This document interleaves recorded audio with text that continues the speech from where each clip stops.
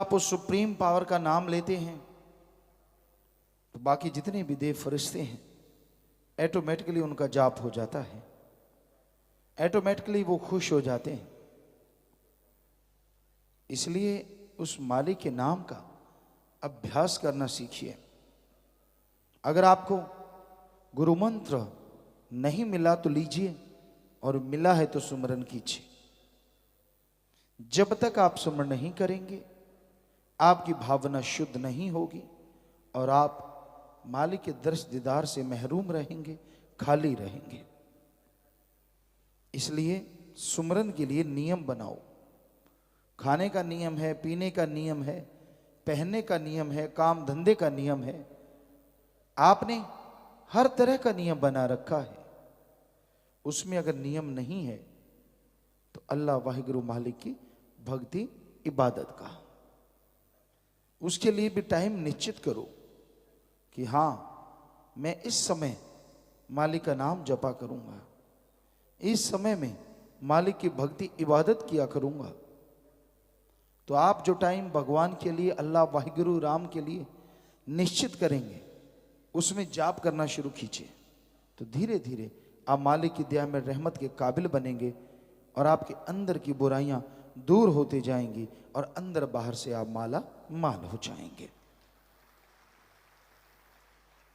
जब तक इंसान के अंदर मैल भरी है, जब तक इंसान मनमते चलना बंद नहीं करता, तो इस घोर कलयुग में उसका रहमो करम बरसता है, वो नजर नहीं आता।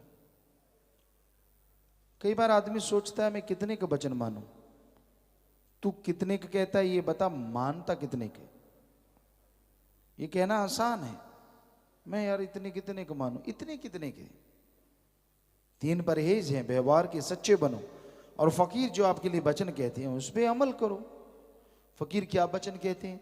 सुबह शाम सुमन कीजिए, तन मन धन से परमार्थ पर हित के लिए सेवा कीजिए, व्यवहार के सच्चे बनो।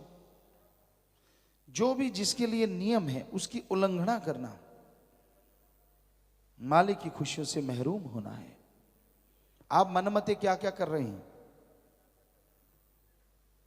पहले तो ये आपको बात सुनाया करते थे, अब फिर सुनाते हैं कि एक जमींदार भाई आए और कहने लगे, पिताजी मैंने ट्रैक्टर लेना है, कौन सा लूं? हमने कहा जो तेरा दिल करे भाई।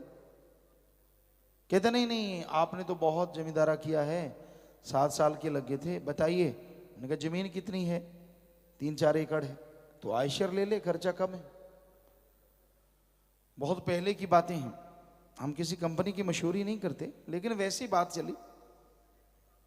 तो कहने लगा वो तो ठीक है पिताजी, अगर मैं हिंदुस्तान ले लूं कैसा रहेगा?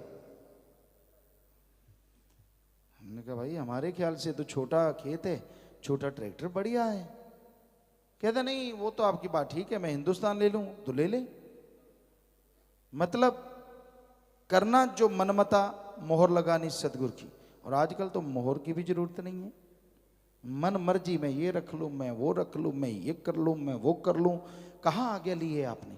फिर कहते मैं वचन तो तोड़ता ही नहीं, मैं तो ऐसा कुछ करता ही नहीं। नहीं भाई, आप निगाह मारिए, आप अपने जीवन में कितने मानते हैं ये ध्यान दीजिए। ये मत सोचिए मैं कितने नहीं मानता। हमें लगता बहुत कम लोग हैं जो वचनों पे अमल करते हैं। 3 परहेजों के तो पक्के रहना ही है, उसके बिना तो फिर सुमरण कोई असर नहीं करेगा। जितना मर्जी दिन रात करते रहो, बात नहीं बनती। आई रहमत गई रहमत, आई रहमत गई रहमत। वचनों पे पक्के होके सुमरण करो, उसका असर लाजमी होगा। आगे आप व्यवहार के सच्चे हैं, जो वचन होते हैं उस पर अमल करते हैं तो 100% असर करेगा, वरना 60, 70, 80, 90 अलग अलग दायरे हैं, उसके अनुसार असर करेगा।